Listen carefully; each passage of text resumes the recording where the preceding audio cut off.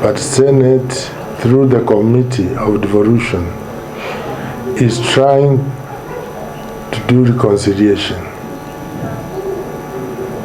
of the two factions of the Assembly. And I think from the appearance of last week, the committee will develop a report.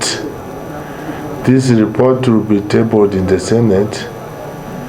They will only give recommendation to the main Senate to see which direction to unite these two factions. It has got its own limitations, but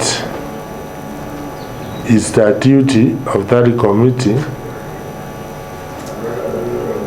to come even to the ground and see for themselves what they can do to make sure that the Assembly is one.